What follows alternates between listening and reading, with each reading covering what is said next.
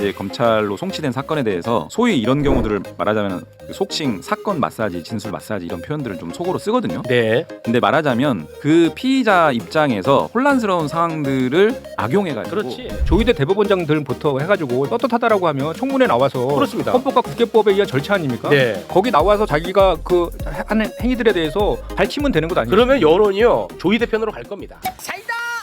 자, 그러면 저희가 우리 김현정 의원님을 모신 이유가 있는데 어제 또 엄청난 중요한 대장동 관련한 기자회견을 가졌습니다. 근데 문제가 뭔지 압니까? 아무도 몰라요. 아무도 몰라. 죄송하지만 처음 알았어요. 처음 알았지? 예. 아무도 모릅니다. 자, 그런데 대장동의 진실이 밝혀지고 있습니다. 하지만 언론은 관심이 없어요. 왜냐? 자신들이 잘못했다는 것을 자백해야 되니까. 인정해야 되거든. 아, 대장동이 얼마나 시끄러웠어. 맞아요. 난리였잖아요. 진짜 토 나올 정도로 나왔잖아. 네네. 근데 그거 다 잘못했다라는 걸 인정을 해야 된단 말이야. 그러니까 언론은 쓰지 않습니다. 외면해버리는 거예요. 외면합니다. 그냥 세상에 존재하지 않는 것처럼 해요. 그러나 지금 진실의 퍼즐은 조금씩 맞춰져 가고 있습니다. 네. 자, 대장동 특혜 의혹이 간단하게 정리를 하고 가겠습니다. 이재명 성남시장 시절에 네. 성남시하고 민간이 공동으로 대장동 개발 사업을 한 거야. 아파트 짓는 거. 네. 근데 이제 그 대장동이 판교 근처라서 이게 또 아주 인기가 좋았나 봐. 예. 그런데 전임 시장은 민간에게 이 사업권을 다 넘겨주고 싶었어요. 네. 근데 이재명 시장이 들어오면서 그거를 민간 그리고 성남시 같이 해야 된다. 같이 한 거야. 아. 그 결과 성남시가 민간 업체가 챙겨갈 5,500억을 성남시가 챙기게 된 거예요. 오. 이건 매우 성공한 사업입니다. 네. 그런데 요것을 그동안에 어떻게 바꿨었냐? 이재명이 민간 업자에게 선거 자금을 받는 대가로, 그러니까 돈을 받는 대가로 민간 업자에게 사업권을 넘겨줬다. 됐죠? 네. 돈을 준 구조는 어떻게 짰었냐? 민간 업자들이 유동규에게 돈을 주고 유동규는 이재명의 최측근 김용, 정진상 등에게 돈을 줬다. 네. 이게 구조야. 아, 네네. 됐죠? 네. 잘 됐나요? 네. 증거는 없고요. 오직 증언만 존재했습니다. 자, 개발업자의 핵심 인물인 남욱 변호사가 2022년 법정에서 뭐라고 진술했는지 잠깐 한번 보겠습니다. 네. 자, 성남 도시개발공사가 설립되던 2013년 4월부터 8월까지 유동규 전 기획본부장에게 모두 3억여 원을 건넸다. 당시 유동규가 높은 분들에게 전달할 돈이라고 했고 그들을 형들이라고 지칭해 정진상, 김용으로 알고 있었다. 아, 이렇게 된 겁니다. 어허. 자, 그런데 이 남욱 변호사가 이번 정진상 재판에서 진술을 완전히 뒤집어 버립니다. 이번 재판에서? 이번 얼마 네. 전이야? 9월 19일이야. 네. 그때 남욱 변호사의 법정 진술 한번 볼까요? 완전히 바뀌는데요. 유동규가 정진상과 김용에게 돈을 전달했다는 것은 2013년 당시가 아니라 2022년 이후 수사 과정에서 검사를 통해 다 처음 들은 사실이다. 아, 이 검사한테 엄청난 증언이야. 이거는 엄청난 그렇죠. 진술이야. 이게 이번 법정 진술입니다. 엄청나잖아. 네. 대한민국이 대장동으로 그렇게 시끄러웠는데 이거 왜 뉴스 안 나? 좀 엄청나죠. 네. 자, 그럼 진실은 과연 무엇일까? 진실. 퍼즐이 거의 다 맞춰졌는데요. 남욱의 5월 법정 진술을 한번 보겠습니다. 당시 유동규가 철거업자에게 빌린 돈 때문에 곤란한 상황이라고 말을 했고 돈이 필요하다는 이야기를 들은 건 분명하다. 오. 유동규가 돈이 필요했다는 얘기입니다. 예, 네. 철거업자에게 빌린 돈 자꾸 재촉하니까 이거 쳐야 돼. 빨리 돈 좀 줘. 이렇게 했다는 거야. 네네네. 자, 8월 12일 남욱 변호사의 법정 진술 보겠습니다. 이것도 재밌는데요. 네. 당시 유동규가 형들이라는 표현을 쓰지 않았다. 쓰지 않았다. 옛날 이야기랑 달라지죠. 자, 그러면 여기서 이제 진실이 밝혀집니다. 아까 철거업자 얘기 나온 거 다시 한번 올려주시겠습니까? 네. 자, 좀 전에 그 앞에 거, 좀 전에 철거업자 이야기 나오는 거. 아니. 철거업자에게 철거업자 빌린 얘기. 돈 때문에 요 다음. 네. 철거업자에게 유동규가 빌린 돈 때문에 곤란하니까 돈이 필요하다고 얘기했다는 거잖아. 네. 됐지? 형들이라는 얘기는 없었다고 했지. 그렇죠. 됐지? 자, 그런데 이 철거업자가요 대법원에 진술서를 제출했다고 합니다. 그 철거업자가. 그 철거업자가 네. 이 철거업자가 대법원에 제출한 진술서 중 핵심 부분만 살펴봅니다. 네. 당시 유동규로부터 3억 원을 전액 상환받았다. 받았다. 그럼 철거업자한테 다 간 거 아니야? 그렇잖아. 끝났잖아. 야 이놈의 자식아. 야 이놈의 자식아. 끝난 거 아니야 임마 이제. 뭐야? 끝났어 안 끝났어? 이거 완전히 딱 마무리되는 거 아니에요? 깔끔하게? 끝났잖아. 이런 걸 전문용어로 똑 떨어진다. 똑 떨어지잖아. 어. 너 왜 근데 기사 이런 거 하나도 못 봤어? 죄송합니다. 대단한 이 엄청난 뉴스야. 자 그러면 네. 여기서 그러면 남욱은 그 동안에 왜 거짓말을 했을까? 5월 재판정에서 관련 이야기를 합니다. 보시죠. 22년, 자, 뭐라, 아니 2025년 5월. 25년. 자, 뭐라고 얘기를 하냐면 이런 큰 사건에 연루가 돼서 검사들과 정영학이 허위 사실 프레임을 짜서 자신을 주범으로 몰아놓고 모르는 내용을 제가 했다고 했다. 구속도 되고 재판을 1년 넘게 받으면서 힘들게 받았다. 솔직하게 검사들과 싸우면서 하기가 쉽지는 않았다. 여기 2025년입니다. 이거 잘못 적힌 겁니다. 2025년입니다. 네. 검사들과 싸우면서 하기가 쉽지 않았다. 됐지. 야. 이제는 뭐 다 됐지. 네. 이제 우리 김현정 의원님 나와주세요. 네. 나와. 이제 구현해 주시죠. 구현해 아니 아까 주시죠. 제가 할 걸 다 말씀하셔가지고 구현. 이제 핵심은 그겁니다. 이제 이 유동규니까 토건 비리업자들이 이제 유동규, 남욱 등이 기소된 것이 21년 10월 달이었어요. 21년 10월 달에는 그 대장동 비리업자들 4명만 유동규, 김만배, 남욱, 정영학만 기소가 됐거든요. 뭐 횡령 배임 등으로. 그런데 갑자기 22년 7월 달에 이제 정권이 바뀌잖아요. 네. 정권이 바뀌고 수사검사가 바뀌면서 이게 완전히 이재명, 정진상을 추가로 22년 10월 달에 기소를 합니다.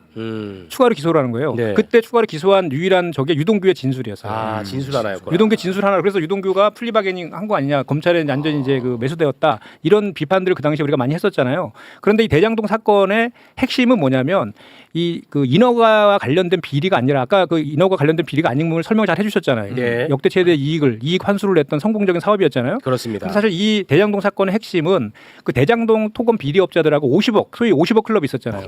그 사람들의 결탁이 사실은 본질이었어요. 네. 그래서 22년 초에 그 50억 클럽으로 대변되는 곽상도라든지 뭐 그 관련된 사람, 박영수 특검이라든지 이런 사람들이 검찰의 수사도 받았었거든요. 네. 그런 것들이 싹 없어지고 22년 7월 달에 정권과 수사검사 바뀌면서 확 그냥 이재명, 정진상, 김용 쪽으로 방향이 바뀌어버리죠. 바뀌어가지고 네. 이제 기소를 하게 된 거죠. 그렇습니다. 근데 그런 과정에서 우리가 그 당시에 의혹으로 제기됐던 유동규와 남욱의 진술, 이런 것들이 다 조작되었다라는 우리가 주장들을 많이 했었는데 많이 그게 했었죠. 이번에 이제 확인이 된 이제 거죠. 확인된 거죠. 그런데 이제 더 큰 문제는 뭐냐면 앞에서 설명을 좀 했지만 그 남욱의 진술이 그 김용 전 부원장의 그 수사와 기소 그리고 유죄 판결의 아주 결정적인 증거였어요. 남욱의 진술이.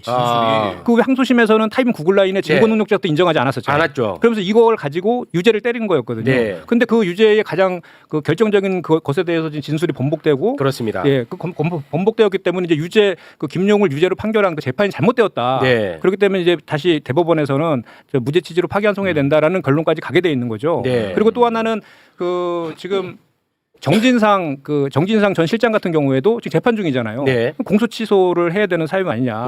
그렇게 이제 저희가 이제 얘기를 좀 하고 있는 거고. 네. 그래서 이거를 더 이제 이 내용을 좀 신빙성을 좀 더한 그 내용들을 보면은 얼마 전에 22일 날 법사위에서 왜 검찰개혁 입법청문회 열렸잖아요. 네. 거기에 대장동 김용을 수사하고 기소했던 강백신 검사가 나왔어요. 네. 강백신 검사가 나와서 뭐라 그러냐면 남욱의 진술은 사실이 아닌 부분이 많다. 이렇게 얘기했어요. 그래서 이제 전현희 최고가 질문을 했어요. 검찰 남욱이 22년도에 검찰에서 검사한테 들었다 그랬잖아요. 저 3억 줬다는 걸, 형들한테 줬다는 것을. 근데 그거에 대해서 그렇게 얘기한 적 있냐고 물으니까 애매하게 대답을 했어요. 지금 그 사실관계를 정리 중에 있다. 이렇게 이제 빠져나갔거든요. 그러면서 이제 핵심은 뭐냐면 강배신 검사가 이 기소할 때에 이 남욱의 진술을 결정적인 것으로 해서 기소했고 그걸 통해서 유죄를 받았다고 했는데 네. 그 법사위에 나와서는 남욱의 진술이 사실이 아닌 부분이 많다. 이렇게 얘기를 했거든요. 그러니까 네. 남욱의 진술이 오락가락했다. 네네네. 라고 거기서 증언을 한 거예요. 그렇다고 하면 그러면 김용을 유죄로 기소하고 선고했던 그 재판에 있어서만 또 남욱의 진술을 유일한 결정적인 증거로 제시했다. 그러니까 앞뒤가 안 맞는 앞뒤가 얘기예요. 안 맞지. 그러니까 강배신 검사 스스로도 네. 지금 자기가 기소하고 했던 그 내용에 대해서 자기 모순적인 증언을 한 것이죠. 심각합니다, 이제 상황 자체가. 이 사안은 네. 검찰 개혁하고도 좀 연동해서 봐야 되는데 그렇습니다. 네. 소위 말하는 보안 수사권 문제가 상당히 지금 뜨거운 논란이 있는데 우리 김용남 의원님 앞에서 그런 얘기 해주면 좋습니다. 저는 이런 그림 좋아합니다. 네. 자, 보안 수사권은 정말 네. 좋아하는 분이거든요. 예, 보안 수사권 존치와 관련해서 향후에 이제 검찰로 송치된 사건에 대해서 소위 이런 경우들을 말하자면 그 속칭 사건 마사지, 진술 마사지 이런 표현들을 좀 속어로 쓰거든요. 네. 근데 말하자면 그 피의자 입장에서 혼란스러운 상황들을 악용해가지고 그렇지. 이렇게 이제 진술들을 갖다 이제 교정을 시키거나 그렇죠. 가이드를 해버려요. 네. 그렇게 되기 때문에 사실 보안 수사권이라고 하는 부분들 과정에서 그런 우려들을 또 제기를 하는 그 보안 수사권 존재하면 안 된다는 측면에서 네. 그 과거의 검찰의 행태들을 봤을 때 일부라도 어떤 수사권을 남겨놓으면 네. 그런 우려들이 여전히 남아 있는 거 아니냐 이런 주장들을 하고 있고요.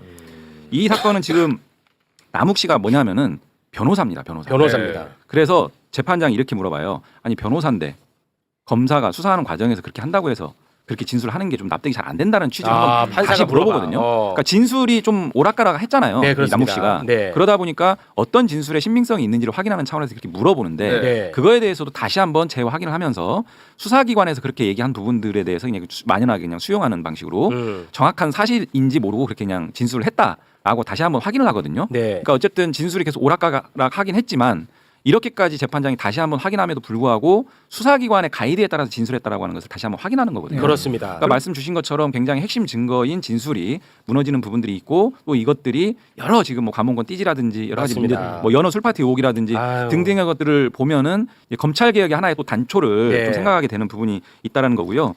또 하나는 이런 것들에 대해서 감찰 요청을 했거든요. 당에서. 감찰이 필요한 대장동 수사팀에 대한 감찰 요청. 네. 그리고 만약에 그런 혐의들이 확인이 된다, 어떤 네. 징계 사유가 확인이 되면 그 바뀐 검사 징계법에 따르면은 장관이 직접 징계 청구를 할 수가 있습니다. 이제는. 법무부 장관이 네. 그런 조치까지도 좀 염두에 두고 네. 진상 파악이 필요할 것 같습니다. 우리 검사님한테 좀 한번 여쭤볼게요. 이번에도 그 입법 청문회 다 보셨을 텐데 어미준이라든지 박상용이라든지 그리고 지금 이런 이제 대장동 건이라든지 이거 진술 조작의 혐의가 굉장히 짙거든요. 이거 어떻게 보이세요? 검사 입장에서 솔직히. 아니, 그거는 뭐 진상을 파악해봐야 되는 건데. 해봐야 되죠. 아니 그러니까 기본적으로 그래요. 모든 권력 내지 권한은 남용의 가능성이 있는 거예요. 맞아요. 근데 그거를 어떻게 제도적으로 줄이냐의 문제인데. 맞아요. 그러니까 그거는 검사만 권한 남용의 가능성이 있는 게 아니고 그건 그렇죠. 마찬가지입니다. 경찰도 마찬가지고 뭐 맞습니다. 군수사기관도 마찬가지예요. 근데 맞습니다. 그거를 그러면 어떻게 남용되지 못하게 제도적으로 보완을 할 거냐의 문제인데 경찰이 만약에 그랬다고 하면 그게 검찰에서 다시 한번 사건이 스크리닝이 될 수 있는 것이고 검찰이 기소한 사건은 이제 법원 재판 과정에서 이런저런 증거 조사를 통해서 스크리닝이 될 수 있는 것이기 때문에 잘 안 돼요 그 과정은. 네? 그 과정은 잘 안 되더라고. 그러니까 100%에 없죠. 네. 근데 이제 법원 재판 과정에서 걸러지는 것도 꽤 있으니까. 근데 가장 문제가 됐던 것은 이른바 처음부터 수사를 개시해서 자기가 사건을 이른바 만들어가는 과정에서 과욕을 부리거나 아니면 방향을 잡고 이제 한쪽으로 쫙 몰아가는 게 문제가 됐었기 때문에 지금 네. 검찰 개혁에 있어서 이른바 검찰의 수사 개시권을 인정하지 않는 건 거의 컨센서스가 형성이 되어 예, 있는 맞습니다. 거잖아요. 네. 근데 그러면 보안 수사권, 뭐 수사지휘권 뭐 다 없애면 깨끗하게 해결이 되냐? 그러면 경찰 단계에서의 권한 남용이 문제가 되는 거지. 그거는. 네. 그 가능성은 항시 있는 네, 거죠. 그 얘기는 뭐 우리 많이 근데 했으니까. 이게 이제 대장동 사건이니까 네. 다시 이제 돌아오면 사실 이게 이재명 대통령을 타깃으로 해서 표적 수사하고 표적 기소했다라는 게 본질이잖아요. 네. 근데 좀 전에 우리가 이제 여러 가지 그 내용들을 얘기했지만 결정적으로 남욱이 진술이 번복된 것도 있지만 철거업자가 대법원에 진술서를 제출해서 자기가 빌려준 돈, 자기는 2010년 이후에는 남욱을 만난 적이 없다 그랬거든요. 처음에는. 그런데 2013년도에 그 철거업자 그 빌려준 돈 3억을 다 받았다라고 진술서를 대법원에 제출했거든요. 그럼 객관적인 물증까지 있는 것이고. 그렇지. 그다음에 이제 그 강배신 검사가 그러니까 그 철거업자가 네. 대법원에 그 의견서를 제출한 게 언제예요?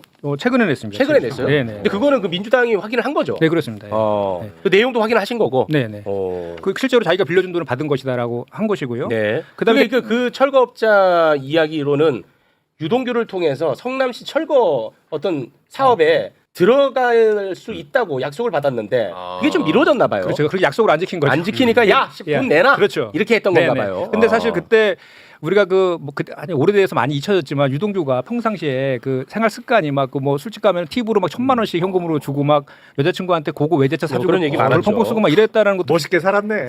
아 근데 어쨌든 좀 전에 말했던 그 철거업자의 그 진술서도 있고 또 강배신 당시 수사와 기소를 했던 강배신 검사가 법사에 나와서 증언한 내용을 보면 그 결정적인 증거였다는 게 흔들렸잖아요. 그렇습니다. 흔들렸기 때문에 이거는 명백한 검찰의 조작 수사에 터잡은 조작 기소였다라고 네. 볼 수밖에 없는 정황인 거죠. 그렇습니다. 이거 굉장히 심각한 문제야. 대한민국 대선을 흔들었던 사건 아닙니까? 그렇습니다. 네. 이거 진짜 큰 사건이야. 이거 근데 이상하게 언론은 어떻게 그 성격들이 다 똑같아?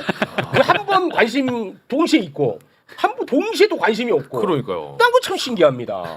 이럴 때는 되게 관심이 아예 없어. 그러니까 언론이 또 아예 안 다루니까 매불쇼를 좋아하는 분들조차도 이게 뭔가 동떨어져 있는 듯한 이슈로 받아들이는 것 같아.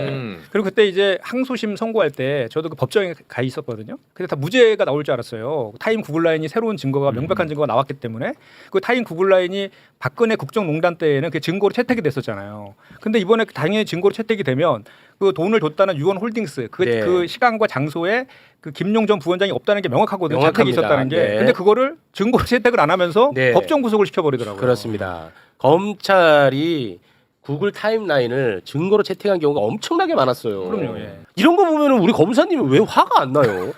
아니 그건 항소심 재판부에서 증거 채택을 안 했다며. 아니 그러니까 그 왜 화가 안 나냐고. 네? 왜 화가 안 나는 거야? 아니 난 그게 궁금해. 왜 화가 안 나? 아니 왜- 솔직히 내가 신문 4개 정도 보는데 네. 나 그 기사를 못 봤어. 이게 문제야. 언론도 이게 문제야, 진짜. 이거 진짜 문제인데. 그러니까. 더 문제는 내 이거는 진짜 뭐두 분한테 좀 해당사항 없긴 하지만 아니 민주당이라도 좀 이거를 이 분업시켜야 돼요. 제가 그래서 원내 대변인 논평으로 어제 근데 그거 브리핑한 거 봤더니 한 12명 보더라. 12명. 아 진짜 한 12명 보더라 그거. 와 진짜. 분발하셔야 아 왜 그렇게 인기가 없어요 의원님은. 제가 인기가 없는 게 아니라 네. 우리 그 당의 그 저걸 안 보는 거겠죠. 국회 방송을 안 보는 거. 한 12명 보더라고 12명. 내가 그래 너무 속상해가지고 오늘 저희가 모셨습니다. 네. 근데 그래도 기자들이- 민주당 정치검찰 그 조작기소 대응 특위에서 네. 기자회견도 하고 거기도 기자회견 했어요. 네, 그나마 이제 이 정도 기사가 난 거예요. 맞습니다. 네. 근데 기자들이 자기들이 쓴 지금까지 기사 내용을 다 뒤집어야 되거든요. 완전 뒤집어야지. 못 쓰죠 그거. 그렇죠. 예. 김용남도 그 동안에 발언 다 뒤집어야 돼. 근데 이제 내가 뭘 발언을 했는데. 이 관련해 가지고 어제 한동훈 전 대표가 또 SNS에다가 기가 막힌 글을 올려가지고 그래요? 제가 반박 논평을 또 냈거든요. 네. 그러니까 저희가 지금 당에서 상법 개정하면서 주가가 많이 올랐잖아요. 네. 2차 상법 개정 그때 재계에서 이제 경영 활동이 위축될 수 있으니까 배임죄 등 그런 형벌 같은 건 좀 완화시켜 달라는 요구를 계속했잖아요. 네. 그래서 저희 당에서 경제 형벌 합리화 TF를 만들어서 경제 형벌에 대해서 전체적인 거를 검토해 가지고 좀 완화시키면서 대신 민사 책임을 강화시켜서 균형을 잡는 네. 그런 논의들을 하고 있는데 느닷없이 그 배임죄를 민주당이 폐지하는 이유가 이 대장동 사건이 배임죄잖아요. 이재명 이걸 지키기다. 이잼을 덮으려고 하는 거다. 이렇게 또 네. 말도 안 되는 논리를 쓰더라고요. 네. 요새 치킨 배달 열심히 하는데. 그래요? 치킨 배달하고 있어요. 요새. 네, 치킨 배달하고 있어요. 네. 그런 건 나 또.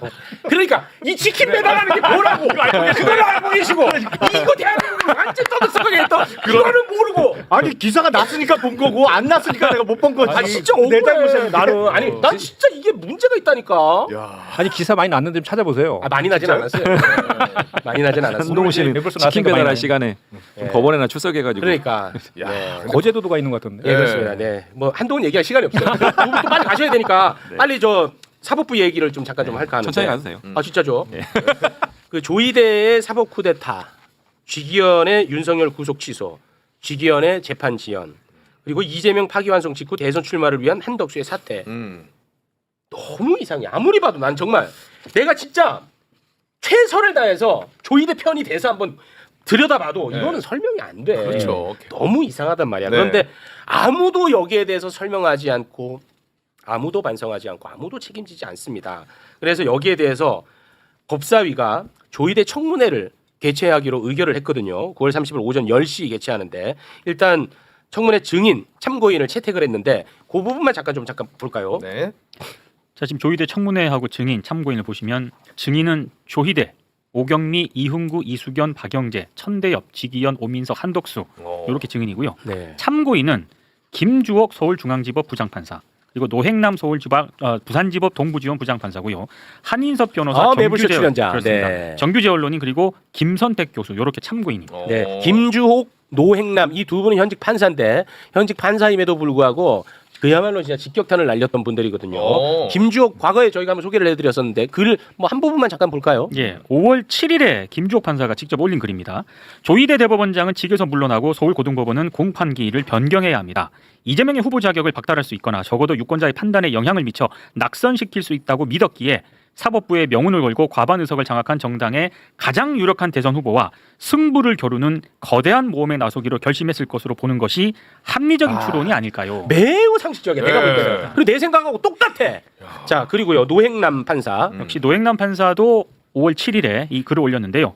제목이 이러고도 당신이 대법관입니까? 오. 굉장히 셉니다. 조희대 대법원장이 어떤 짓을 하건 대법원이 어떤 판결을 하건 한두 명의 판사만 비판할 뿐 대부분의 판사는 강 건너 불구경하듯 하고 전국 법관 대표 회의조차 침묵하니 대법원장은 얼마나 든든하겠습니까? 계엄령을 선포한 전직 대통령이 불구속 상태로 재판받고 그 재판은 재판 공개 원칙을 무시한 채 깜깜이 상태로 진행되고 대법원은 일사불란하게 특정인의 항소심을 파기환송하고 항소심은 급히 기일을 지정합니다. 아, 네. 정말 상식적이야. 아, 근데 그 글을 보니까 제가 제일 와닿던 부분이 침묵이 가장 안전합니까? 사법부 독립은 지금 안전합니까?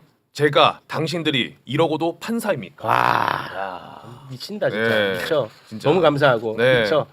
자, 그럼에도 불구하고 국민의힘은 이 9월 30일에 조희대 청문회를 하면 이날이 삼권 분립 사망일이다 라면서 엄청나게 비판을 하고 있거든요. 네. 이거는 국회에 주어진 권한을 통해서 법적 절차를 밟아서 하는 거야. 그냥 제도 안에 있는 거야. 네, 근데 무슨 실제 삼권 분립 사망일은 언제였냐? 2021년 4월이었어요. 그때 김명수 대법원장 출국길 힘으로 막아서고 했던 게 아, 국민의힘이야. 맞아요. 그거는 제도가 아니야. 음. 그때 그 장면 함께 보시죠. 국민들의 사퇴 촉구 기자회견입니다. 우리 국민들이 무서운 것을 똑똑히 보여줄 수 있도록. 사퇴하라. 뒤져라. 야, 지금 난리야 물리력으로.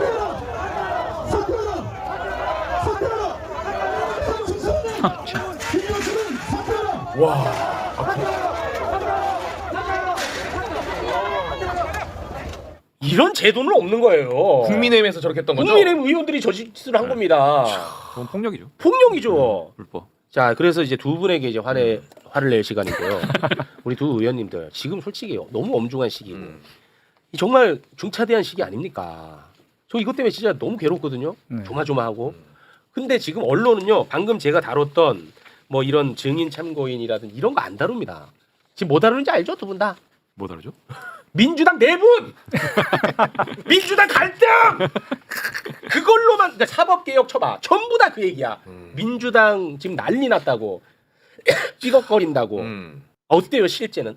아니 실제는 오늘 당 대표가 네. 저희 대변인단을 다 같이 회의 좀 자리에서 모여서 그 직접 말씀하셨는데 지금 말씀하신 그런 그 프레임 잘못된 프레임을 우리 대변인단에서 좀 깨야 된다라고 당부의 말씀도 하셨는데 네. 실제 팩트는 역대 어느 정권보다도 그 본인 스스로가 지금 그 대통령실하고도 자주 거의 매일 소통한다고 합니다. 그리고 그렇습니까? 그 원대와의 그때 지난번에 협상 과정에서 좀 약간 생겼던 그 저 소통착오 네. 관련해서도 그게 전화위복이 돼서 그건 전화위복이 매일 서로 됐고. 소통을 한다라고 하고 있거든요. 그래서 네. 그런 갈등이나 이런 건 전혀 없다라고 분명히 말씀하셨고, 그다음에 조희대 청문회와 관련해서도 본질은 조희대 대법원장이 일으킨 그 불법적 그러니까 대선 개입과 사법 쿠데타 그리고 직위원회 말도 안 되는 그 구속 취소 뭐 이런 것들에 대해서 제대로 바로 잡자라는 게 본질 아니겠습니까? 맞습니다. 그거에 대해서 법사위에서 지난 5월 14일에 열렸던 그 청문회에 증인으로 다 불참을 했기 때문에 그 연장선상에서 다시 그걸 하자라고 이렇게 네. 지금 진행하고 있는 것이잖아요. 네. 그래서 이제 본질은 그게 본질인 거고 그 과정에서 뭐 당 지도부랑 사전에 그 논의하지 않았다라는 것은 사실 격가지잖아요. 법사위가 논의하지 않고 청문회를 의결했다. 지금 네. 그게 난리거든요. 근데 그것은 이미 5월달에 한번 했는데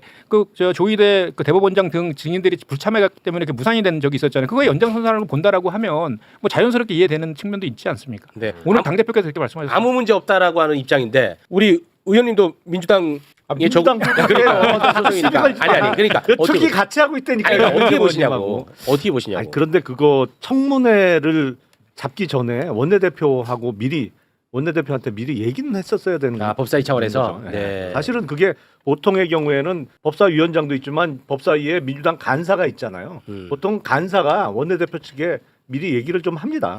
이렇게 해서 뭐 다음 주 화요일 날 청문회 개최하겠다. 그래서 알고는 있죠. 당연히 원내 지도부가 통상의 경우에는. 근데 이거는 원내 지도부가 아마 뉴스 보고 한 것 같아요. 이번엔. 미리 좀 얘기를 해줬으면 훨씬 좋죠. 통상 그렇게 하거든요. 그러니까 이제 뭐 그런 측면에서의 아쉬움은 사실 좀 없잖아 있는데 그런 얘기 또 그것만 방금 아니 보도 나가요 또. 그 과정이 뭐 그 팩트는 사실이니까. 근데 그 과정을 좀 보면은 법사위에서 검찰개혁 입법청문회하는 과정에서 치열하게 서로 여야 간에 부딪히면서 막 갔잖아요. 네. 그 과정에서 박근택 의원이 제안을 즉석에서 했고 그 즉석의 제안을 그냥 법사위원장이 그렇게 사전에 미리 소통하고 논의하고 그런 물리적 시간이나 이런 것들보다는 그 분위기상 그렇게 네. 갈 수밖에 없는 분위기였던 것도 뭐 또 사실이었던 거죠. 결론만 그럼 여쭤보겠습니다. 아무 문제 없는 거죠. 지금 이 이 시점에. 그렇습니다. 네. 아 그러면 됐어. 그 사법개혁 얘기만 해야지. 아니, 오히려 네. 저희가 지금 얘기해야 될 것은 지적해야 될 것은 조희대 대법원장들부터 해가지고 떳떳하다라고 하면 청문회 나와서 그렇습니다. 헌법과 국회법에 의한 절차 아닙니까? 네. 거기 나와서 자기가 그 한 행위들에 대해서 밝히면 되는 것 아니에요? 그러면 여론이요 조희대 편으로 갈 겁니다. 그래요? 아니 그런 거 아니야. 실제로 조희대 말 들어보면 일리가 있어. 예를 들어 지금 억울하다고 하니까. 네. 아니 국민 앞에서 본인 이야기를 하라는 거야 나는. 그렇지, 설명을 해보라는 설명을 거지. 해봐. 응. 억울하면. 그러면 그게 진짜 억울하다 싶으면 국민들도 조희대 편들죠. 당연히 그렇죠. 근데 그런 일은 없을 거라고 저는 확신하는 게 그래도 안 나오니까. 소부배당 2일 만에 직권으로 그러니까, 전원합의체에 해부했는데 9일 만에 파기환송했잖아요. 그렇습니다. 그런데 그 10년 동안에 180건이 전원합의체 해부됐는데 평균 994일 걸렸답니다. 네. 근데 9일 만에 파기환송했잖아요. 그렇습니다. 그럼 그렇게 이례적으로 한 거에 대해서 그것도 대선 한복판에서 유력한 그 야당의 대선 후보에 대해서 그렇게 대선 후보를 교체하려고 했던 시도에 대해서 왜 했는지를 밝히라는데 설명이 안 그게 될 설명이 거예요. 됩니까? 다시 한번 보고 갑니다. 조희대 만행. 이거는 계속 봐야 돼. 맞아요. 이거를 아직도 뭐가 문제냐고 하는 사람이 있더라니까. 아니 나는 진짜 이거 깜짝 놀랐어요.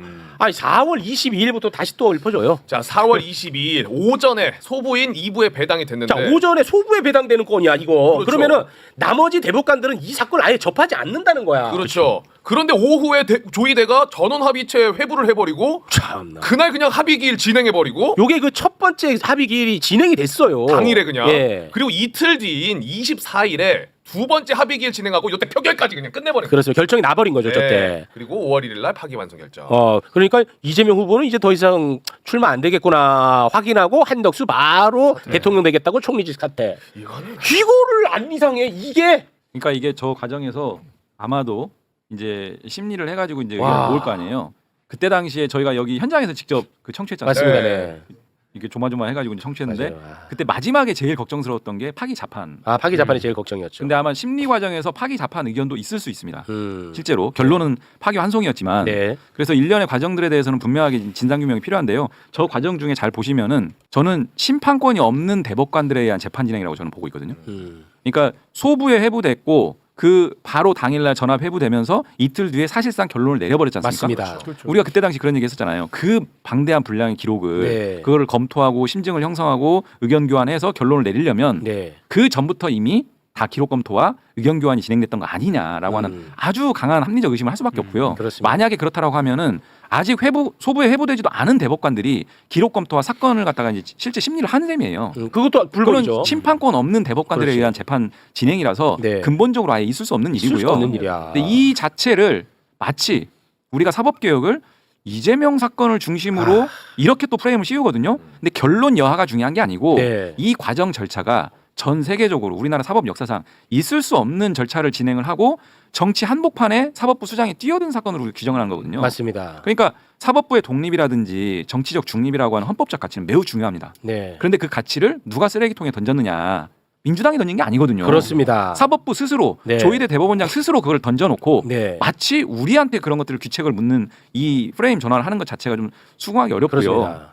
국민적 정서가 좀 이런 게 일부 있는 것 같아요. 사법부는 그래도 최후의 어떤 판단 기관인데 좀 일단 좀 지켜봐야 되는 거 아닌가라는 인식들이 좀 일부 있는 것 같은데 네. 그것은 사법부가 본연의 역할을 제대로 했을 때 얘기지. 그렇죠. 상권 분립이라고 하는 것들도 각자의 역할들을 제대로 하면 굳이 관여하고 비판하고 견제할 필요가 없습니다. 근데 제대로 못했을 때를 위해서 서로 견제와 균형을 하라고 있는 게 상권 분립 원칙이거든요. 네. 지금 사법부가 얼마만큼 지금 휘청휘청하는 상황입니까? 그렇습니다. 입법부가 권한을 가지고 바로잡는 과정인데 네. 이 부분을 마치 상권 분립을 훼손한다 이렇게 보는 것은 정치적 상권 분립 이론에 대해서 제대로 공부를 안 한 것이다. 네. 어제 그 법사위 청문회에서 박은정 의원이 그 검사장한테 물어봤어요. 지금 저기 구속 취소 날로 합니까 일로 합니까? 그랬더니 자기는 날로 한다고. 네네네. 이게 말도 안 되는 얘기잖아요. 그 물어보더라고요. 아니 네. 그건 법상 날로 그러니까요. 하게 돼 있잖아요. 날로 그게 그러니까요. 법에 날로부터 날까지로 돼 있다. 그러니까 소위 대법관이라고 하는 법원 행정처장조차도 한고 통해서 다퉈보라고까지도 한 사안인데 네. 이런 거에 대해서 사법개혁의 원인을 누가 제공하고 있는 그렇습니다. 겁니까? 그러면 거기에 대해서 조희대가 한마디라도 했냐 이거야. 안 하잖아. 그게 본질이라는 거야. 근데 오늘 아침에 그 보수 논객이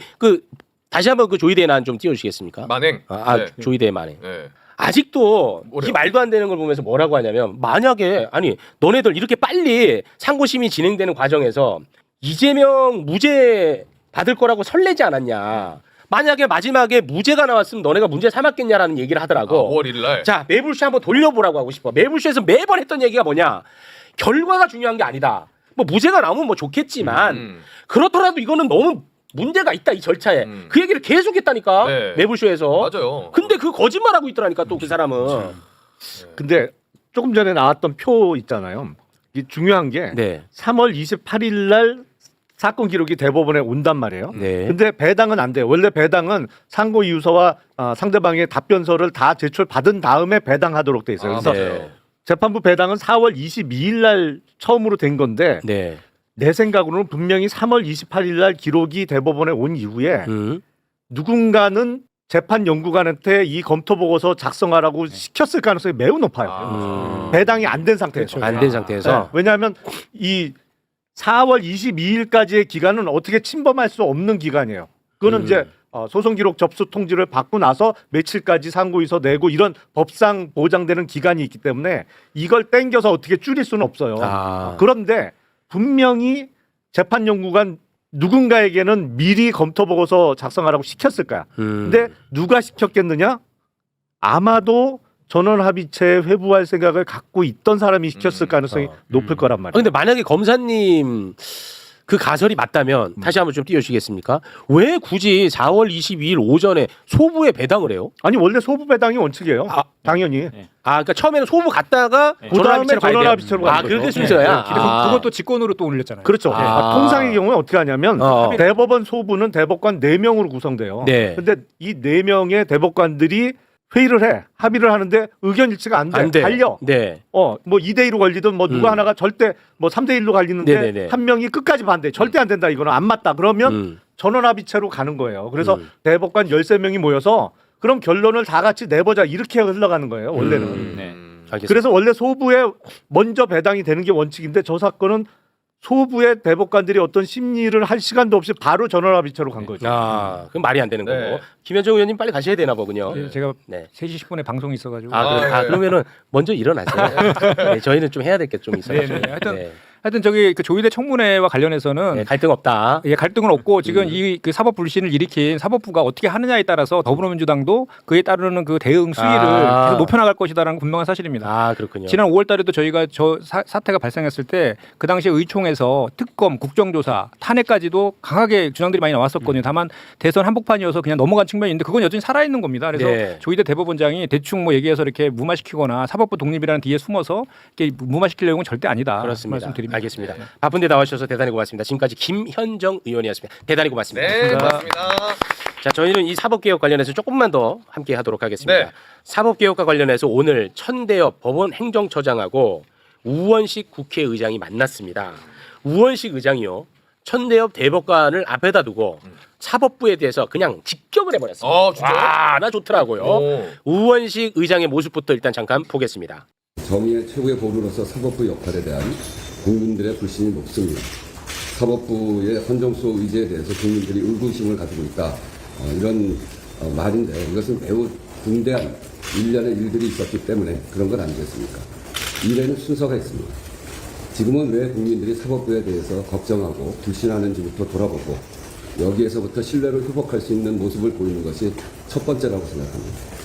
결자 해지해야 합니다. 사법부와 국회, 정부가 함께 지혜롭고 분명하게 풀어나갈 수 있도록 국회의장도 최선의 노력을 다하겠다는 말씀으로 제 인사를 마치겠습니다. 저 정도면 아주 강하게 발언한 겁니다. 그러니까요. 예, 사법 불신에 대한 이야기를 했고요. 여기에 대해서 천대엽 법원 행정처장이 응답을 했는데 천대엽은 뭐 항상 하는 말 있죠. 사법 독립. 예. 삼권 분립. 요 얘기만 이제 계속 하다가 내란 재판에 대해서 걱정하지 마라. 이런 얘기를 합니다. 그 부분 잠깐 보겠습니다. 삼권 분립, 또 사법 독립을 통해서 재판의 공정성과 정치적 중립성이 보장되는 이러한 사법권의 온전한 또 이제 합리적 행사를 통해서 국민들이 가장 기본적인 기본권 행사가 제대로 이루어질 수 있도록 우리 사법부가 노력을 다해야 된다 이런 말씀으로 제가 이해를 합니다. 최근에 국민적인 관심사가 특히 높은 내란 재판에 대한 진행 현황에 대해서 우리 의장님께서 궁금해하신다는 그 보고를 들었습니다. 잘 아시다시피 12상 비상계엄이 발생했을 때 제가 행정처장으로서 여러 대법관님들과 또 대법원장님의 의견을 수렴해서 그 직후에 바로 불과 며칠 뒤에 또 여러 차례 국회에 나가서 위헌적인 조치라는 입장을 사법부의 입장을 분명히 밝힌 바가 있습니다. 12.3 비상계엄 당시에 말씀드린 바와 같이 비록 사법부 역시 처음부터 비상적인 위헌적인 조치임을 분명히 밝히긴 했지만 자, 천대엽 씨가 내란 직후부터 계속 우리 대법관 그리고 대법원 원장님은 12.3 내란에 대해서 강력히 규탄을 해왔다라고 얘기를 하죠. 위헌적인 조치하다. 자, 그럼 제가 보여드리겠습니다. 내란 직후, 내란이 12월 3일에 있었죠. 그렇죠. 12월 4일 조희대 대법원장님께서 출근을 하는 그 모습이 내란 직후의 모습 아닙니까? 그렇죠, 바로죠. 그렇죠. 네. 천대엽이가 맞는지 아닌지 봅니다. 자, 조희대 대법원장 내란 직후의 모습입니다. 개헌 과정에서 혹시 법적 절차를 따르지 않았다면 법적인 문제가 있을 수 있다는 지적도 나오는데 원장님은 어떻게 보시는지도 궁금합니다. 차후에 그런 어떤 절차를 거치는지 한번 지켜봐야 될 것 같습니다. 뭐 사실이면 탄핵 사유까지 될 수 있다 이런 말까지 나오는데 혹시 원장님 입장이 있으신가요? 네, 그런 부분 나중에 다시 말씀드리겠습니다. 에라이 자식들아! 아, 진짜 비겁해. 야, 저 자식들이 저 삼권 분립 얘기하고 재판의 독립성 얘기하는데 가장 독립성을 침해하는 게 내란이야. 그렇죠. 저 때도 제대로 말 못하는 사람들이 그렇죠. 사법개혁에 대해서 어떻게 그렇게 말을 잘해? 아니 우리 검사님이 이런 거 보면 열 안 받습니까? 열 받아요. 내가 언제 안 받는다 그랬어? 아, 나는 진짜 너무 열 받는데 이런 거 보면. 그러니까. 아니 저는 진짜 약간의 현타가 오는 게 우리 최 차장님 기억나실지 모르겠지만 우리 매불쇼가 시작한 게 2018년 아닙니까? 아, 그렇습니다. 18년에 그때도 사법부를 한번 다루면서 제가 정말 병아리일 때 사법부 최후의 보루인 줄 알았지만 알고 보니 말보루라고 표현을 했었거든요. 아, 2018년에. 18년에. 근데 2025년에도 똑같이 지금 말보루 이후에 사법부에 대해서 아무도 건들지 못했어. 아무도 못 건드렸어. 말보루 이후에도. 예. 그대로네. 그대로 아무도 못 건드려. 야. 그런데 윤석열이가 딱 한 번 건드린 거야. 그렇죠. 내란으로. 완전히 사법부를 장악하고 원래 그 계엄의 본질이잖아요. 그렇죠. 사법부 장악이. 아니, 그게 그러니까 본질이잖아요. 기본적으로 그 재판 기능이 사실은 일반 법원의 재판 기능을 다 뺏어가는 거죠. 그게 본질이잖아요. 비상경이 네. 선포되면 그냥 그게 다 계엄 사령관을 정점으로 하는 그냥 그 군으로 다 넘어가는 거죠. 그렇습니다. 사실 뭐 천대엽 처장 같은 경우에는 서부지법 폭동 사태가 발생했을 때도요. 네. 그런 얘기 했었잖아요. 우리 사법부가 자성해야 된다. 자성할 점이 없는지 한번 돌아보자. 와, 저는 깜짝 놀랐습니다. 진짜. 그때 당시에 조희대 대법원장은 또 얘기도 안 했고요. 얘기도 안 했어요. 네, 저 출근하는 날은 사실은 이제 계엄 해제 의결까지 다 이루어졌고 그렇죠. 어느 정도는 좀 클리어가 된 상태면 그렇습니다. 그러니까 향후에 형사 사건이 재판으로 올라올 수 있다라는 것까지 멀리 내다보고 저렇게 좀 이렇게 워딩을 안 한 건지는 모르겠으나 아이, 말이 됩니까? 아무리 돌려서 얘기를 하더라도 이런 부분들에 대해서는 분명하게 엄중한 어떤 그럼요. 이 사법부 수장으로서의 네. 일침을 가야 되는 부분이에요. 당연하죠. 사실은. 근데 3일날 그렇게 계엄 선포되고 나서 사법부가 일정하게 그 계엄 사령부 이 부분에 대해서 일단 어떻게 우리가 조력을 할 거냐라고 하는 논의의 어떤 의혹들이 지금 상당히 맞아요. 밝혀지지 않은 부분이 있잖아요. 그걸 그러고 못 나서 계엄 해제가 되고 아침에 출근하는 길인데 네. 분명히 저 질문할 거라 뻔히 예상하는 상황인데 네. 저런 행태를 벌였던 사람들이 지금에 와서는 마치 지고지순한 우리가 뭐 정의의 사도인 것처럼 왜 우리를 건드냐고 막 이런 식을 하는 것이 저도 매우 열받습니다. 네. 그러니까 이런 이야기를 네. 좀 많이 해야 될 것 같아요. 지금 이 이야기를 그래야 그 보수 농객들이 이상한 소리 안 하고 언론이 이상한 소리 안 하고 사법부도 이상한 소리 못 하게끔 여론이 형성될 것 같아요. 내가 방금 오늘의 베스트 댓글을 봤어요. 아, 2018년도에 왜 말보루 얘기. 말보루예요? 네, 최후의 2025년 지금은 소보루가 됐대. 그게 그렇게 웃겼어요. 소우루 빵? 네, 그게 그렇게 웃겼을까요? 네. 그래서 어쨌든 조희대 그 대법원에 이런 의혹들을 또 의심들을 많은 국민들이 하니까 정 억울하면 30일 날 나와가지고 직접 설명하고 그렇습니다. 얘기를 해봐라라는 거 아닙니까? 그럼 여론 바뀌어. 기회를 주는 거잖아요. 그렇습니다. 오히려. 예. 저는 지기현 재판부의 어떤 행태 이전에 그 당시에 조희대 대법원장을 중심으로 한 이 사건 처리 과정에 대해서는 역사적으로 반드시 짚고 넘어가야 돼. 반드시 진상을 규명해야 된다. 반드시야, 맞아요. 반드시. 그런데 그 진상 규명의 하나의 수단으로 어떻게 보면은 가장 톤다운 시킨 게 청문회입니다. 맞아. 국정조사, 뭐 특검, 뭐 더 나아가서 뭐 이제 어떤 조치로서의 탄핵 다 있지만 네. 가장 낮은 단계에서 그렇습니다. 일단 기회의 장을 여는 거예요. 그렇습니다. 어떻게 보면은. 우리는 묻고 너는 답을 네. 해라. 그거야. 그 각 국회법 절차에 따라서 이루어지는 부분이고요. 네. 불출석 운운하는데 출석 의무가 있습니다. 음. 그런데 법을 뭐 그렇게 집행하는 사람들, 해석하는 그렇지. 사람들이 법을 그냥 그렇게 쉽게 뭐 벌써부터 불출석하겠다, 나 위법하겠다 막 이렇게 자인하는 거거든요. 그러니까요. 그러니까 있을 수 없는 일들이고 있을 수 없는 일이야. 필요하면 나와서 진술하고 거기에 대해서 국민의 대표기관인 국회의원들이 질문하는 거에 대해서 성실하게 답변하면 되는 거거든요. 네. 이거 회피할 일이 아닙니다. 이거. 네. 진짜 중요한 일이기 때문에 네. 우리 의원님 민주당 내에서 좀 싸우지 마시고 싸우더라도 이게 수면 위로 안 올라. 나 밑에서 싸우는 거는 충분히 가능하다고 봐요. 밑에서 이렇게 토론하고 아, 그럼. 뭐 있을 수도 예. 있고. 이거 좀 제발 좀. 이게 속상해 죽겠네. 이런 진짜. 민주당의 문제가 아니라 네. 본질을 이렇게 전환시키는 그건 알죠. 언론의 문제죠. 저한테까지 그런 말씀 안 하셔도 되잖아요. 저는 알죠. 저는 아는데 속상하니까. 네. 예, 저는 알죠. 예, 꼭 좀 부탁드리겠습니다. 알겠습니다. 예. 어디 가셔가지고. 네. 자, 그러면 의원님과는 여기서 인사를 좀 나누겠습니다. 저 한 가지 한 가지 하세요. 어제 그 소위 말하는 아리셀 참사 네, 관련 맞아요. 사건 좀 네. 무거운 얘기긴 한데 아리셀 참사 23분이 사실 돌아가신 역대 그 노동 현장에서의 가장 끔찍한 네. 노동 참사였습니다. 맞습니다. 근데 15년이라고 하는 그 선고형이 내려졌고요. 그 대표이사 법정 구속되고 그 같이 총괄 본부장으로서 역할을 했던 사람도 이제 15년 구형 그 선고가 됐는데요. 그 양형 이유 중에 조금 그 눈여겨볼 지점이 있어가지고 네. 이 부분은 제가 한번 좀 제 발언 대신 이걸로 좀 낭독으로. 네네네. 기업가가 평소에는 기업의 운영에 있어 매출과 영업이익의 증가에 온 힘을 쏟는 반면 근로자들의 안전보건에 관한 부분에는 비용을 최소화하여 이윤을 극대화해 오다가 막상 산업재해가 발생하면 막대한 자금력을 바탕으로 유족과 합의를 시도하고 유족은 막다른 길에 몰려 생계 유지를 위하여 선택의 여지 없이 합의에 이르게 되어 결국 기업가는 합의가 되었다는 이유로 선처를 받게 되는 선례가 많다. 자신의 사업장에서 산업재해가 발생할 가능성은 확률적으로 매우 낮고 매출과 영업이익, 순이익은 당장 장부상의 숫자로 찍히므로 기업가는 다른 기업가가 이와 같이 선처를 받는 것에 대한 학습 효과로 이윤 극대화에 몰두하는 기업 경영을 하게 된다. 나중에 매우 낮은 확률로 산업재해가 발생하더라도 그동안에 벌어놓은 돈으로 합의를 하면 선처를 받게 되기 때문이다. 이러한 악순환을 뿌리 뽑지 않는 한 우리나라에서 산업재해 발생률은 줄어들지 않을 것이므로 피고인들이 유족들과 합의하였다는 사정은 일부 제한적으로만 양형사유로 고려하겠다.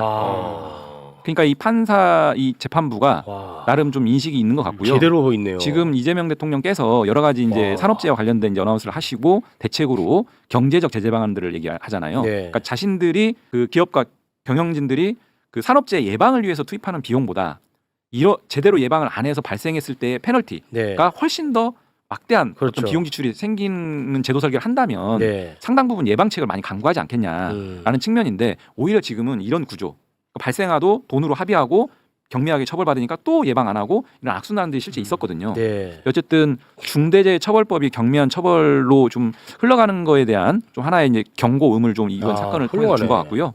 좀 항소심 뭐 3심 좀 남았는데 좀 지켜봐야 될 것 같고 차제에 이번 사건을 계기로 해서 이런 중대재해들이 좀 많이 방지됐으면 좋겠다는 바람입니다. 네. 그 판사 이름을 혹시 알 수 있을까요? 예, 고권홍 부장판사네요. 고권홍.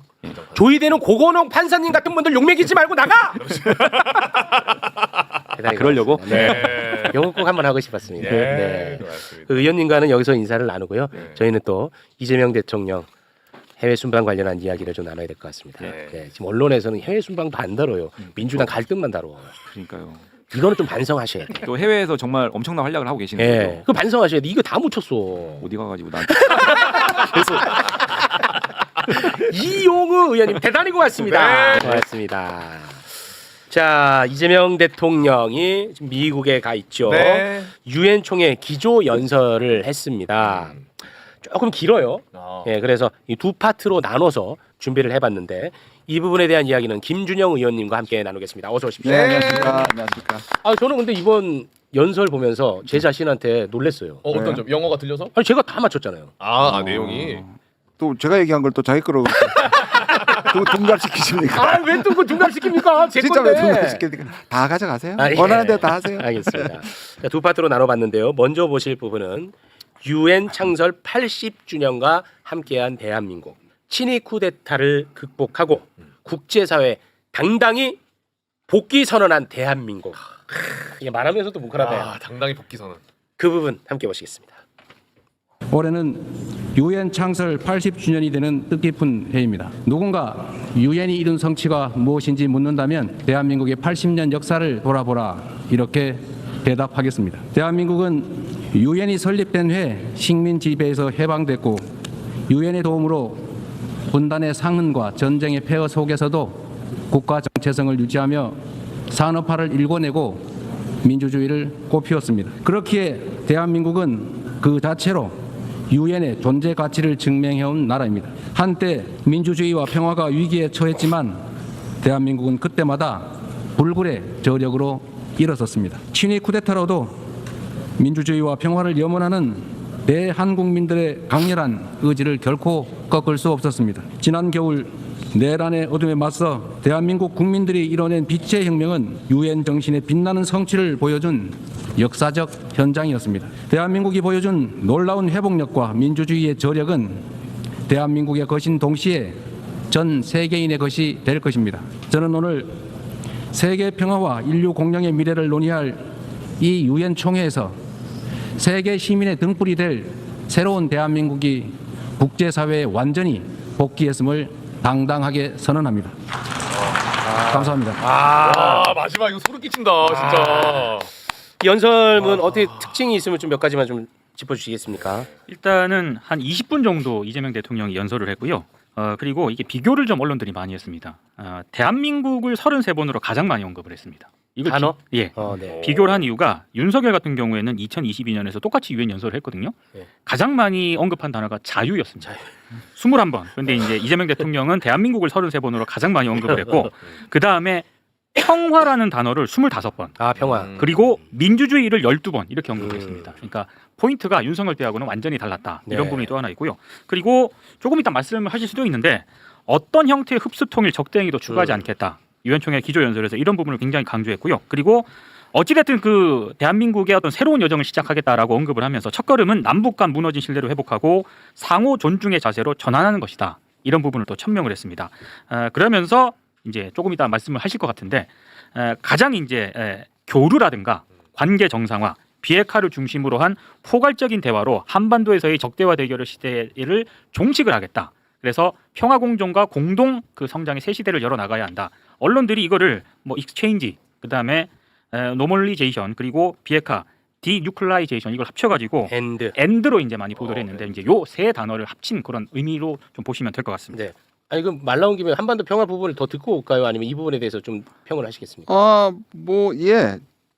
그러면 이 부분을 좀 아까 윤석열하고 비교를 했으니까 네. 저는 이게 지금 we are back이잖아요. I am back이고 너무 이 부분이 멋지잖아요. 우리가 민주주의 왜냐하면 전 세계가 지금 극우화되고 민주주의가 무너지고 있어서 그렇습니다. 네. 한국이 진짜로 등불이거든요. 지금 등불이고 그다음에 저는 그 한강 작가 주로 지금까지 우리 싸울 때는 과거가 현재를 돕고 죽은 자가 산 자를 돕는다가 가장 많이 인용됐는데 맞아요. 이거 소년이 온다 이 장면 그러니까 우리가 빛의 혁명이라고 얘기하잖아요. 그리고 우리 응원봉이 있잖아요. 네. 그게 마치 톨치라 그러는데 이 횃불이나 등불을 가지고 앞에 가고 따라와라고 지금 얘기하는 거예요. 와 대장이네. 그럼요. 멋진 민주주의의 대장. 그런데 윤석열 때는 아무도 관심을 안 뒀고 유엔에 가서 분열적 얘기를 하는 겁니다. 그렇지 그때는 자유라는 거는 분명히 좋은 거지만 우리가 네. 추구해야 되지만 유엔에 가서 자유를 얘기하고 인권을 얘기하면 진영 논리잖아요. 그거 네. 안 되는 인간들 국가들 다 나가 이런 뜻인데 진영 논리잖아. 그러니까 이 부분에서는 엄청난 저는 국격이 느껴지는 그런 장면이었던 것 같습니다. 좋습니다. 자 그러면 그 한반도 평화 부분을 듣고 우리 의원님 말씀 좀 들어볼까요? 네. 두 번째 함께 할 부분은 이제 한반도 평화와 관련된 부분입니다. 어제 저희가 이것과 관련해서 잠깐 이야기 나눴었는데 비핵화 이걸 어떻게 다룰 것인가 이게 참 궁금했었는데요. 함께 보시죠. 올해는 유엔 창설 80주년이자 한반도 분단 80주년입니다. 새로운 도전과 함께 미완의 과제가 우리를 기다리고 있습니다. 그 첫걸음은 남북 간 무너진 신뢰를 회복하고 상호 존중의 자세로 전환하는 것입니다. 대한민국 정부는 상대의 체제를 존중하고 어떠한 형태의 흡수 통일도 추구하지 않을 것이며 일체의 적대 행위를 할 뜻이 없음을 다시 한번 분명하게 밝힙니다. 가장 확실한 평화는 싸울 필요가 없는 상태입니다. 교류, 관계 정상화, 비핵화, 즉 END를 중심으로 한 포괄적인 대화로 한반도에서의 적대와 대결의 시대를 종식하고 평화 공존과 공동 성장의 새 시대를 열어가야 합니다. 비핵화는 엄중한 과제임에 틀림없습니다. 그러나 단기간에 해결되기 어렵다는 냉철한 인식의 기초 위에 현실적이고 합리적인 방안을 모색해야 할 시점이 됐습니다. 핵과 미사일 능력 고도화 중단부터 시작하여 축소의 과정을 거쳐 폐기에 도달하는 실용적, 단계적 해법에 우리 국제사회가 지혜를 모아주시기 바랍니다. 민주주의의 위기 앞에서 대한민국 국민이 들었던 오색빛 응원봉처럼 국제사회와 유엔이 인류의 미래를 밝힐 희망의 등불을 함께 들어주십시오. 긴 시간 경청해 주셔서 감사합니다. 네, 비핵화는 이제 단계적으로 해결해야 된다. 제가 어제 했던 얘기거든요. 이건 인정하셔야지. 맞는데 그럼 제가 얘기했던 거 기억하시죠? 뭐 하셨죠? 제가 이제 비핵화를 얼마나 강조하느냐 부분이 중요한 포인트다. 왜냐하면 맞아요. 그 전에 있었던 한미일 그렇지. 지금 외교장관 회담이 중국하고 북한의 반발을 일으키는 말을 다 했어요. 네. 마치 비핵화를 거의 전제 조건처럼 이미 미국도 얘기하고 한미일이 이거 포기할 수 없다고 얘기했고 네. 중국한테는 대만 얘기해가지고 지금 오늘 중국까지 발끈한 것까지 나왔거든요. 네. 근데 이제 한미일이 묶여가지고 이렇게 얘기하는 건 한반도에서 진영 논리를 좀 강화하는 측면이 분명히 존재합니다. 그렇습니다. 근데 이제 저기 가셔서 비핵화가 어느 부분을 차지할까? 저는 이제 이 비핵화 부분보다 평화라는 걸 포괄적으로 덮으면서 안 나오면 좋겠다는 생각을 했는데 네. 이 부분은 본인의 이제 그 비핵화 과정의 단계론 지금 말씀하신 부분은 분명히 했는데 뭐 이 부분은 현실론으로 지금은 비핵화가 불가능하다고 얘기를 했고 그렇습니다. 최종 목표로 한다는 부분에서 합리적인 선에서 타협하신 것 같습니다. 네. 어떻게 보셨습니까? 아니 대단히 현실적이죠. 사실은 뭐 우리가 그동안 계속 그 한반도 비핵화 얘기는 했습니다만 북한이 핵을 포기하지 않고 그러다 보니까 이제 국제사회 제재가 그동안 이어졌던 건데 그러니까 어떤 변화를 이끌어내기에는 부족했잖아요. 그렇습니다. 근데 이재명 대통령의 저 유엔 총회 연설 이전에 뭐 타임지 등을 비롯한 이 어떤 그 발언을 요약해 보면 생각보다 수위가 상당히 높았어요. 높았죠. 사실은 자주 국방을 강조한다든지 네네. 뭐 경제적으로도 3,500억 불 내가 그거 사인했으면 내가 탄핵당했을 거다. 뭐 그리고 외환 위기 언급도 있고 그래서 아니 지극히 맞는 얘기긴 한데 대통령이 직접 발언하기엔 수위가 너무 높아서 저는 사실 깜짝 놀랐거든요. 놀랐는데 근데 저런 발언을 계산 없이 하실 분은 전혀 아닌데 네. 왜 저런 발언이 나올까? 저 나름대로 추측을 해봤는데 네네. 이게 다음 달에 우리가 경주에서 에이펙을 하잖아요. 네. 근데 지금 트럼프 대통령도 오고 시진핑 주석도 오는 건 거의 확정이 된 상태예요. 근데 이게 일종의 저는 자신감의 표현이 아닌가라고 분석을 했어요. 왜냐하면 거기서 미중 정상도 만남이 이어집니다만 트럼프 대통령이 또 다른 이벤트를 준비하고 있는 것 같아요. 그러니까, 트럼프가? 네, 트럼프 우리와? 대통령이. 우리와는 아니고 정확하게는 네. 아마도 에이펙 정상회담에 참가를 했는데 정상회담 일정 이외에 이틀 정도로 한국에 더 머문다는 첩보가 있어요. 그래요? 첩보가. 이거는 뭐 아직 공식적으로 미국 측에서 확인해 주는 건 아닌데 이틀 정도를 더 머문다는 거예요. 김정은 만나? 그 가능성이 있는 거예요. 야 뭐야? 그 가능성이 있는 그게 거예요. 맞다며. 야 이거 대박. 그래서 대박 사건 아니에요? 그러니까 트럼프 대통령이 이틀 정도를 더 머물면서 뭐 어디 딴 데 갈 시간은 없고 아마 저번과 같이 판문점에서 만나는 형태의 어떤 미북 정상회담을 이벤트로 준비하는 것이 아닌가. 그렇기 때문에 사실은 주한미군 지금 방위비 분담 문제도 아직 해결이 안 됐고 주한미군 재배치 얘기도 뭐 미국 쪽에서 나오는 가운데 자주국방을 저렇게 대통령이 세게 발언을 하는 거는 뭔가 자신 있는 게 없으면 저렇게까지 발언이 세게 나오기가 어렵거든요. 행여나 그 윤석열 접견 가면 끝장납니다. 그럴 거면은 매블쇼 출연이 낫지. 왜 또 그구들한테 희망을 줍니까? 쓸데없는 소리 하고 있어. 참. 죄송합니다. 진지하게 얘기하고 있었는데 죄송합니다. 네. 아니 그래서 저는 이재명 대통령의 최근 발언은 뭔가 이게 믿는 구석이 있기 때문에 저런 발언까지 나올 수 있는 것이 아닌가. 그거는 아무래도 트럼프 대통령의 개인적인 당면 과제 노벨 평화상 받아야 될 거 아니에요. 그렇기 때문에 올해 안에 뭔가 굵직한 이벤트를 해야 되는데 에이펙을 계기로 한국에 왔을 때 아예 그냥 김정은 위원장과의 정상회담까지 이어지는 스케줄을 지금 준비하고 있기 때문에 그런 굵직한 이벤트가 있기 때문에 이재명 대통령이 이른바 수위 높은 알겠습니다. 발언이 가능한 거 아닌가. 저 나름대로 그렇게 지금까지는 이제 호사가의 이야기를 들어봤고요. 전문가 이야기 한번 들어보겠습니다. 이 가능성 여부만 일단 짧게 좀 한마디 해주셔야 될 것 같은데. 가능성이요. 참으로 끼얹는 것은 대단히 죄송합니다만은 정식 정상회담은 0%라고 생각합니다. 그렇게까지 말씀. 그러나 조우는 한 20% 정도 가능성이 있다. 이게 무슨 말씀이냐면 에이펙에 온다는 거는 거의 불가능하고요. 김정은이 네. 지금 겨우 전성전에 갔으니 에이펙에 오는. 근데 이제 판문점은 가능하냐? 근데 지금 북한은 조건을 제시했잖아요. 비핵화 꿈도 꾸지 말라고 했고 그게 그럼 미국 사회에서 트럼프를 포함해서 그거를 조율되지 않고 그러니까 정상회담을 해서 회담을 하는 건 거의 불가능해 보입니다. 그러나 지난번에는 하노이에서 깨지고 나서 2019년 6월에 깜짝 조우를 합니다. 그게 우리 측 임진각에서. 그래서 이번에 만약에 판문각에서 북한이 왜냐하면 남한으로는 안 넘어올 거거든요. 네, 그렇죠. 지금 취급도 안 하니까. 그렇습니다. 거기에 잠깐 넘어가서 만날 수 있는 건 한 1, 20% 된다고 봅니다. 1, 20. 네. 그러면 저도 이제 그 말씀하신 뭐 이틀 더 머물 수 있다는 건 이 가능성입니다. 왜냐하면 아시아 순방이라고 얘기했거든요. 그래서 중국과 그 지금 그 시진핑과의 정상회담이 있을 수 있고요. 네. 그다음에 이 다자회담에서 한미가 만나는 거는 약식회담일 수밖에 없기 때문에 오히려 지나고 나서 한미 정상회담을 할 수 있죠. 온 김에. 그러니까 에이펙 일정 다음으로. 아, 그건 좋네. 네, 그럴 가능성이 더 있고 지금 관세 협상이나 이런 부분이 그러나 아까 말씀하신 자신감은 맞는 것 같아요. 왜냐? 왜 자신감이 생겼냐 하면 이 관세 협상에서 그렇게 심한 얘기를 한 이유가 뭐냐면 미국의 압박이 그만큼 심했는데 옛날 같았으면 이걸 털어놓으면 한미동맹 흔든다는 여론이 그렇지. 더 많았을 텐데 조지아 사태하고 겹치면서 우리 국민들이 대통령을 지지하기 시작해서 미국이 말이 안 된다고 시작했거든요. 네. 근데 지금 미국이 그다음 압박할 게 방위비 분담금하고 국방비하고 전략적 유연성이니 대통령이 선을 긋는 거 아닌가 국민을 믿고 그래서 자주국방을 얘기한 거 아닌가 이런 생각이 좀 듭니다. 네. 저는 김용남 의원의 51% 확률로 좀 기울어요. 왜냐하면 갑자기 그 북한이 이제 블러핑이 세졌거든요. 네. 직접적으로 발언을 하기 시작했잖아요. 트럼프하고 김정은이가 그런 거 좋아해요. 블러핑을 한 다음에 서로 막 극적으로 딱 만나는 거. 이 양쪽 다 좋아하는 거 아닙니까? 아, 그렇긴 한데 우리 또 전문가이신 김 의원님이 저렇게 말씀하니까 나도 도망갈 구석을 만들어. 저도 20%로 도망가. 만약에 판문점 이벤트가 불발에 그친다 그러면 그 시간 동안 아마 트럼프 대통령이 한국에 있는 조선소를 방문할 수도 있겠다. 야, 그거 좋다. 마스가로 가자. 마스가. 마스가 가자. 마스가 몇 %예요? 마스가. 그걸 50%. 마스가 좋다. 둘 중에 하나는 맞겠지.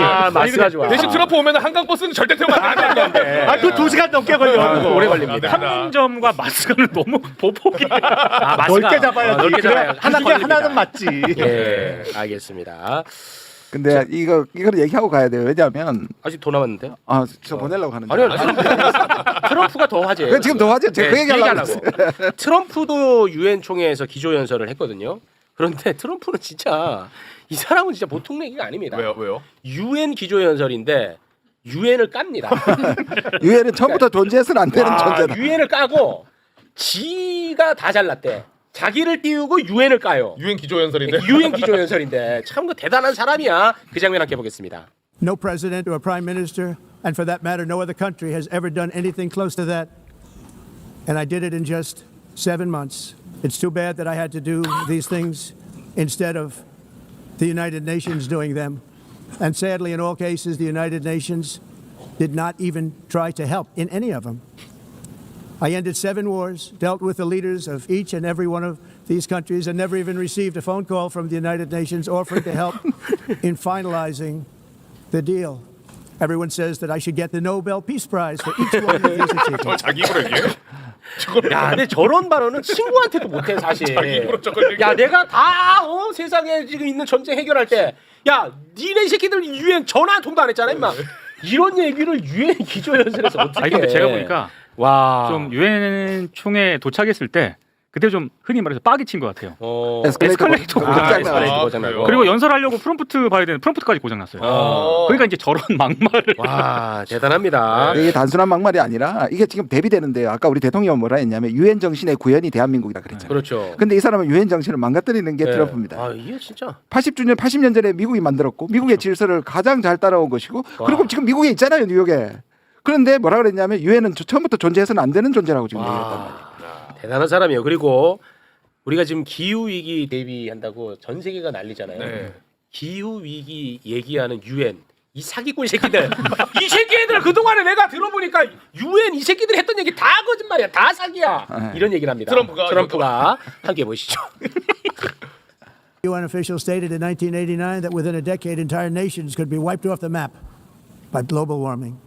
Not happening. No more global warming, no more global cooling. They were made by stupid people that have cost their countries fortunes and given those same countries no chance for success.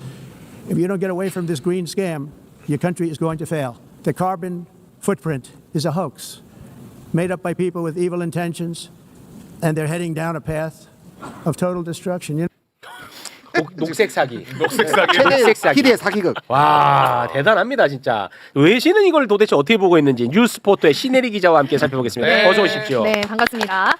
최욱 앵커님 덕분에 드디어 10만 넘었어요. 기적이 감사합니다. 아니고요. 네. 네, 어쨌든 그 외신에서 가장 중점적으로 다룬 게 참 제가 봤을 때 이재명 대통령이 첫눈을 탄 게 어. 트럼프의 이 막말 바로 이후에 바로 바로 다음에 데뷔. 하지 않습니까? 데뷔 효과가 있구나. 데뷔 효과가 있어서 지금 제 유엔 그 연설에 막 올라오는 댓글을 보면요. 와. 미국인들이 정말 부끄럽다. 이재명 대통령이 훨씬 낫다. 와. 이런 얘기를 하면서 지금 유럽 언론이 특히 기후에 대해서 굉장히 많은 관심을 보이고 있는데 이 기후 변화에 대해서 오히려 미국이 아니라 한국과 같은 선진국과 개발도상국 간의 그런 사이에 있는 이런 어떻게 보면 뭐 미국보다 작은 나라가 이런 기후 변화에 있어서 중재자 역할을 할 수 있다는 점을 분명히 보여줬다라면서 굉장히 외신들이 극찬을 하고 있고요. 와, 좋아. 뉴욕타임즈나 다른 언론에서는 이 트럼프 이후에 이재명 대통령 발언이 얼마나 대비되고 있는지 이게 오히려 선진국다운 그런 역할을 한국이 하고 있다는 뉘앙스로 좋아. 외신들이 보도를 하고 있습니다. 좋아. 근데 트럼프 대통령은 원래 유엔에 대해서 감정이 안 좋아요. 네. 또 중국 본인이- 돈줄로 어. 뭐 하고 있다 하면서 계속 중국을 그리고 때리기 위해서 본인이 노력하죠. 얘기했잖아요. 본인이 옛날에 부동산 업자 할 때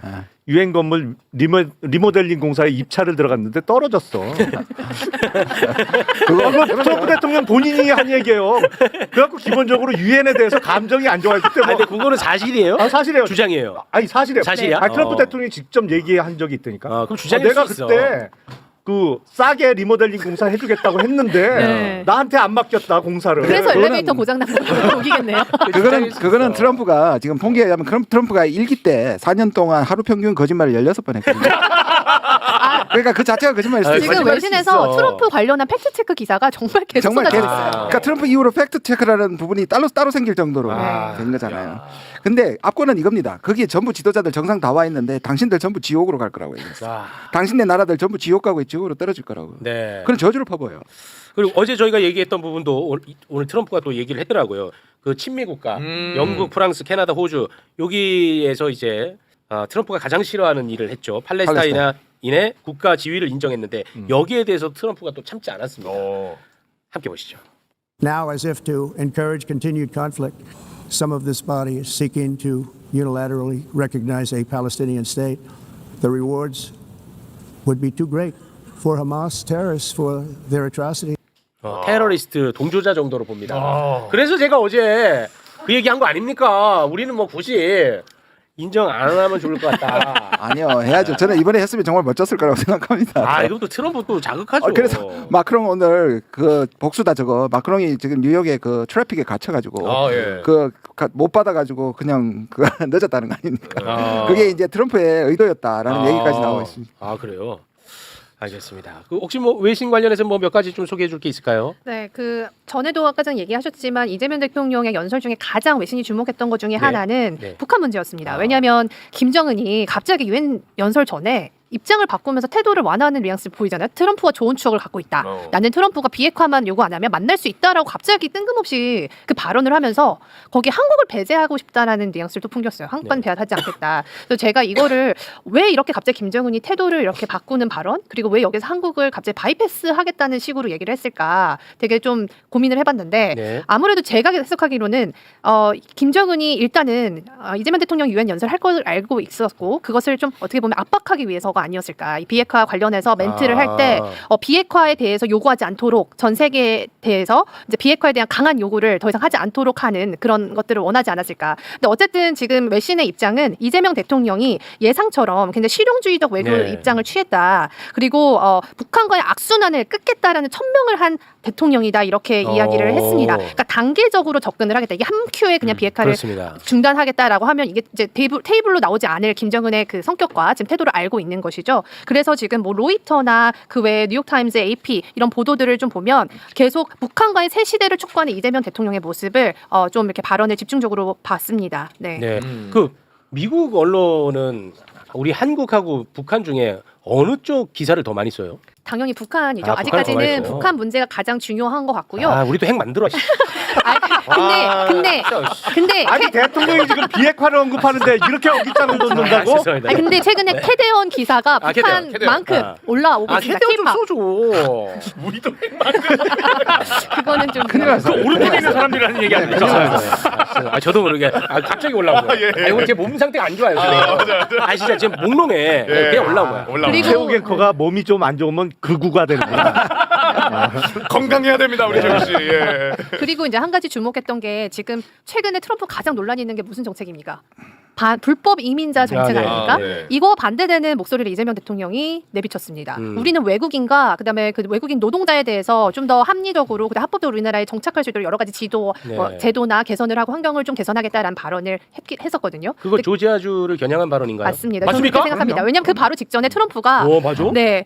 트럼프는 외국 노동자에 대한 엄중한 단속 이런 부분을 계속 강조를 했기 때문에 저는 이걸 이재명 대통령이 분명히 트럼프가 그 부분을 얘기할 것이라고 알고 있었다고 봅니다. 그래서 우리나라는 조금 더 포용하는 그런 나라로 좀 인식을 하고 싶었다는 것 같고요. 외신에서도 이렇게 보도를 했어요. 블룸버그 같은 경우는 이재명 대통령은 한국에서 내국인과 외국인 모두가 모든 생활 영역에서 동등한 사회 구성원으로 존중받을 수 있어야 한다고 강조했다. 그래서 외신에서는 오히려 미국과 반대로 가고 있는 선진국 대열로 올라서려는 이런 한국의 모습을 굉장히 긍정적으로 평가하고 있습니다. 대한민국이 더 어른스러워. 맞아. 그렇기도 하고 실제적으로도 우리나라가 지금 인구 그 위기도 그렇고 지금 미국에서 1억 4천만 원씩 고용 비자에 받겠다고 했잖아요. 네. 거기에 반사적 이익을 받을 수 있는 나라가 중국하고 한국이거든요. 그리고 한국이 지금 이렇게까지 세계적으로부터 인기가 있는 나라가 된 게 절호의 기회입니다. 정말 좋은 인재들을 받아들일 수 있는. 사실 미국이 지금까지 발전한 것은 초기에 미국에 넣을 때 그 이후에는 이민자들이 사실 와가지고 미국을 지탱하고 있었거든요. 지금 미국 스스로 고립의 길을 걷는데 이 부분은 또 트럼프 연설 중에 좀 지적해야 되는 부분이 하나 있습니다. 아주 중요한데 아까 그래서 아마